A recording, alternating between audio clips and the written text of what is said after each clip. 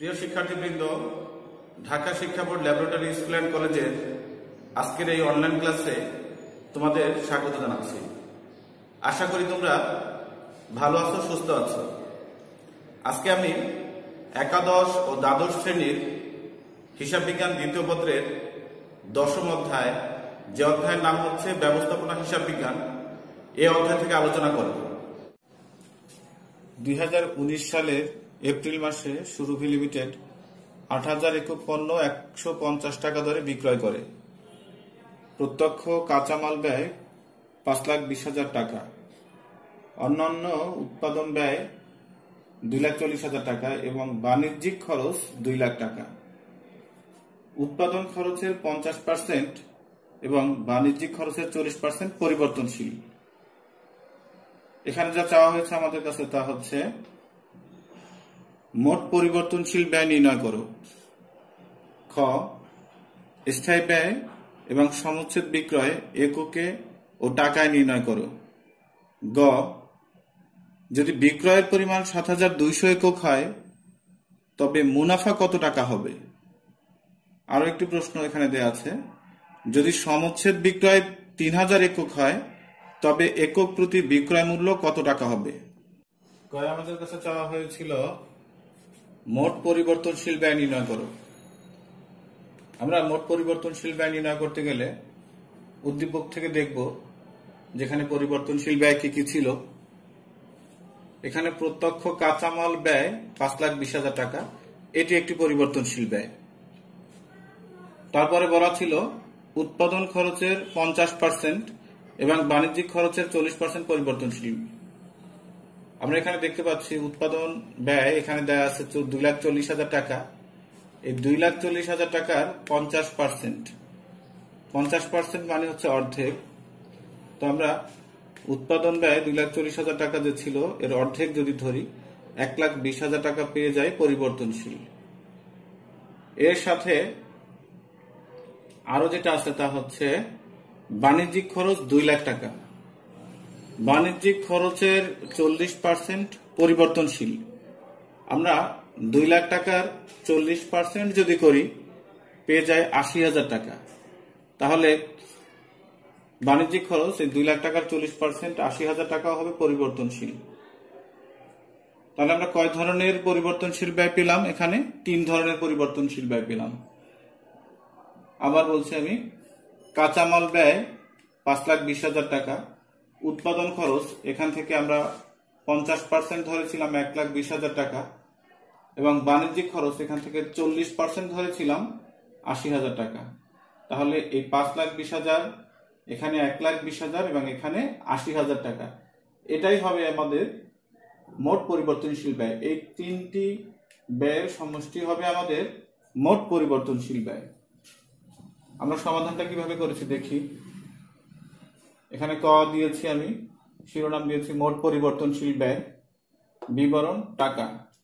তোমরা লক্ষ্য করে দেখো, একদম শুরুতেই আমি দিয়েছি প্রত্যক্ষ কাঁচামাল ব্যয় 5,20,000। কোথায় পেয়েছিলাম? প্রশ্নের মধ্যেই পেয়েছিলাম কাঁচামাল ব্যয় 5,20,000।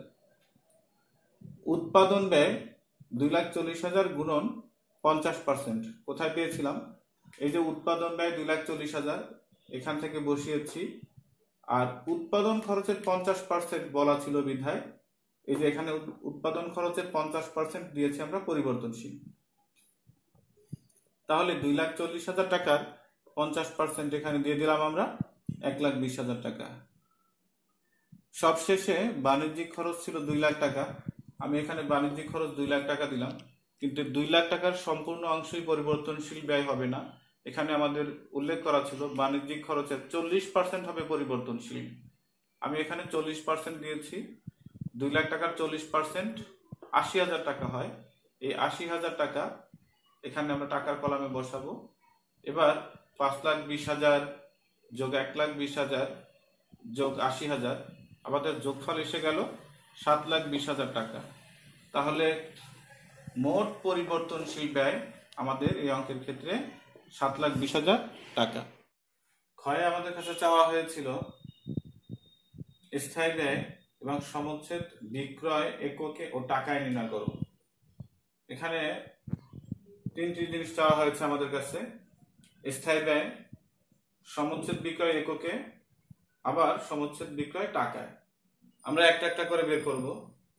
একদম প্রথমে আমরা বের করব স্থায়ী ব্যয়। তোমরা লক্ষ্য করে দেখো, এখানে উৎপাদন খরচের 50% এবং বাণিজ্যিক খরচের 40% ছিল পরিবর্তনশীল। তাহলে 50% যদি হয় উৎপাদন খরচের পরিবর্তনশীল, নিশ্চয়ই বাকি 50% হবে স্থায়ী। আবার বাণিজ্যিক খরচের যেহেতু 40% হচ্ছে পরিবর্তনশীল, নিশ্চয়ই বাণিজ্যিক খরচের বাকি যে 60% থাকে সেই 60% হবে স্থায়ী। তো আমরা এখানে যে উৎপাদন ব্যয় আছে, যেহেতু এর 50% আমরা আগে ধরেছিলাম পরিবর্তনশীল ব্যয়, বাকি 50% হয়ে যাবে স্থায়ী ব্যয়।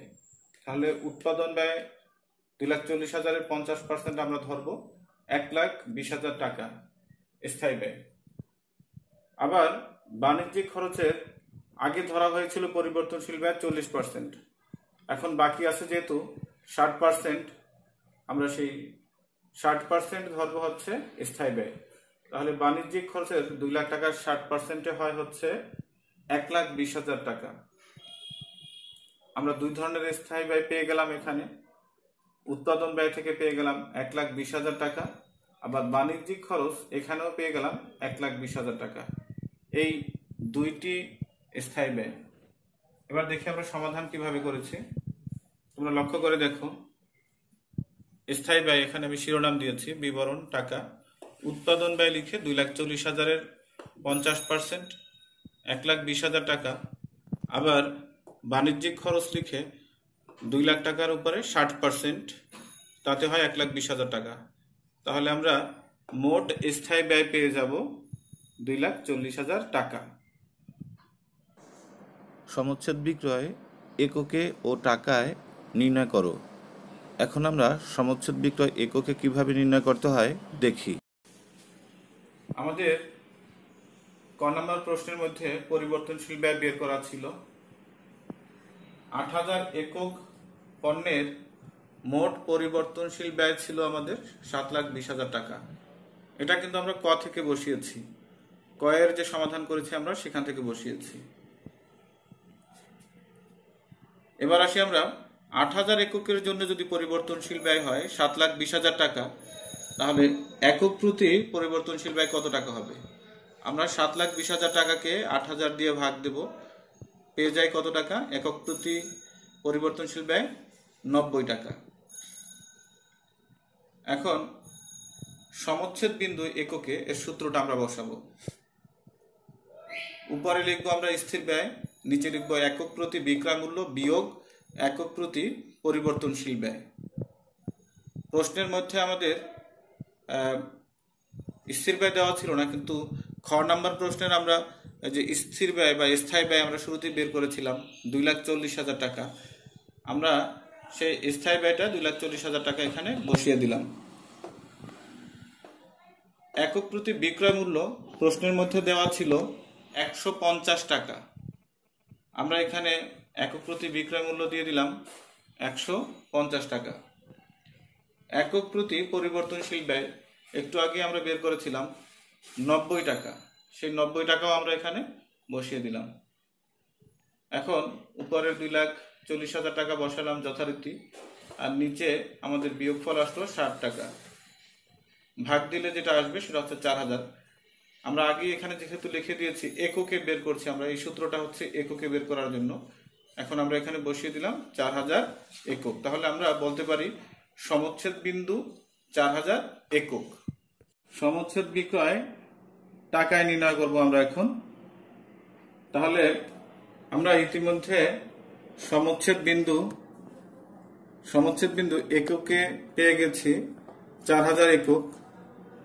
এখন আমরা এই 4,000 একক যদি সমচ্ছেদ বিন্দু হয় তাহলে কত টাকা, সমচ্ছেদ বিন্দু টাকার পরিমাণটা কত, তা আমরা কিভাবে বের করব? সমচ্ছেদ বিন্দু টাকায় ইকুয়াল সমচ্ছেদ বিন্দু একক ইন্টু একক প্রতি বিক্রয় মূল্য।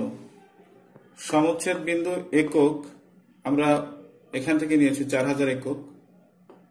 একক প্রতি বিক্রয় মূল্য আমরা এই যে এখানে আগে দিয়েছিলাম, এখানে প্রশ্ন থেকে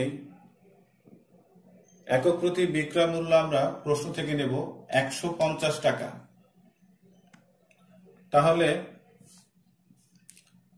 4000 গুণন 150 ইকুয়াল 6 লাখ টাকা। গ, যদি বিক্রয়ের পরিমাণ 7200 একক হয় তবে মুনাফা কত টাকা? এখানে আরো একটা প্রশ্ন আছে, যদি সমচ্ছেদ বিক্রয় 3000 একক হয় তবে একক প্রতি বিক্রয় মূল্য কত টাকা হবে? আমরা প্রথম প্রশ্নটা সমাধান আগে করি।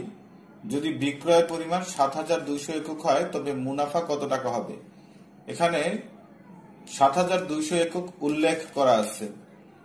এই গ নম্বর প্রশ্ন সমাধানের সময় আমাদের এই 7200 এককের বিক্রয় মূল্য নির্ণয় করতে হবে। এই 7200 এককের জন্য পরিবর্তনশীল ব্যয় বের করতে হবে।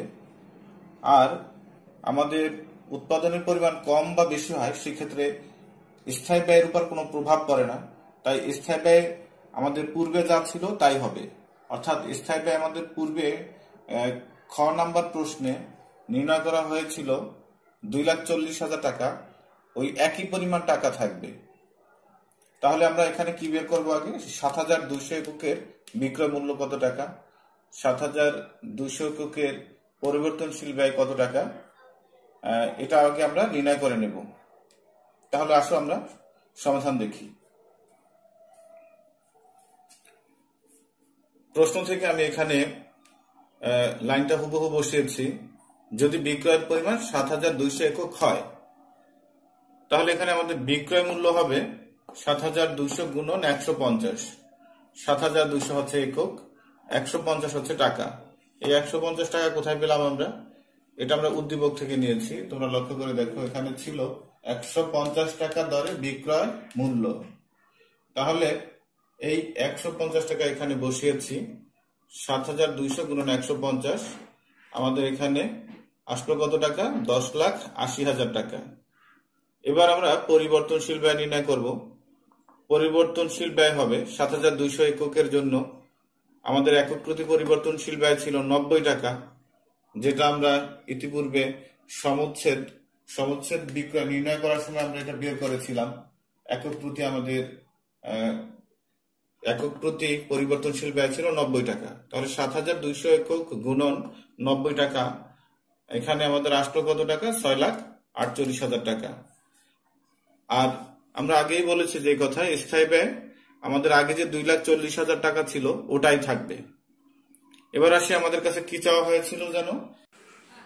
এখানে গয়ে চাওয়া হয়েছে যে 7200 একক যদি হয় বিক্রয় পরিমাণ তবে মুনাফা কত টাকা।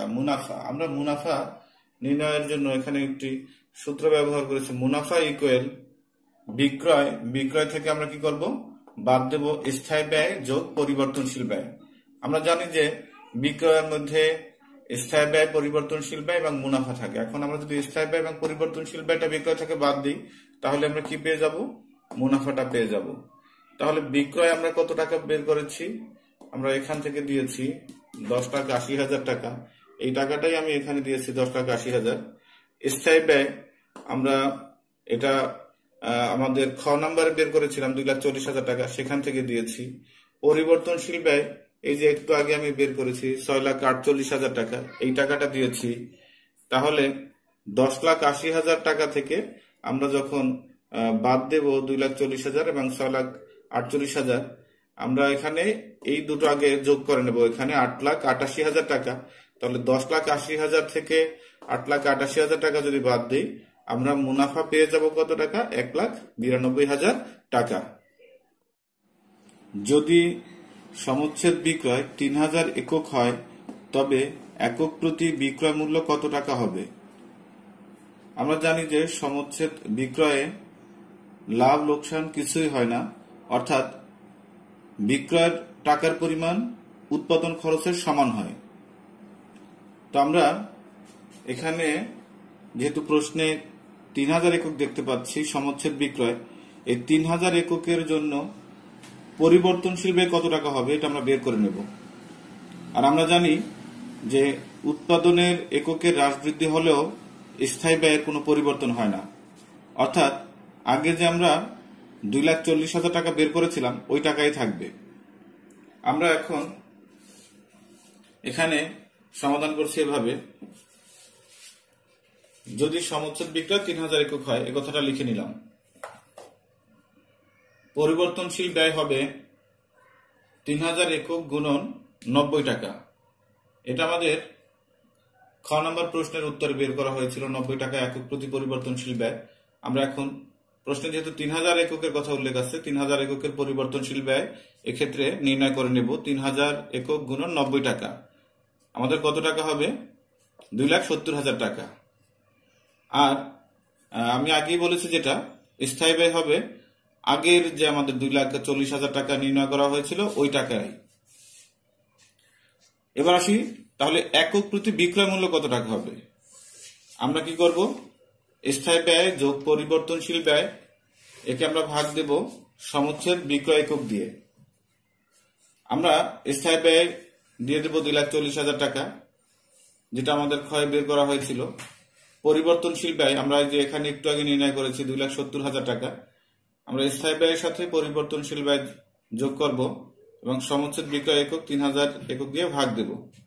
এখানে আমাদের উপরে যোগফল 2,40,000 এবং 2,70,000 এর যোগফল 5,10,000। একে আমরা ভাগ দেব 3,000 একক দিয়ে। তাহলে কত এসে যাবে? একক প্রতি বিক্রয় মূল্য এসে যাবে 170 টাকা। আশা করি অঙ্কটি সবাই বুঝতে পেরেছো।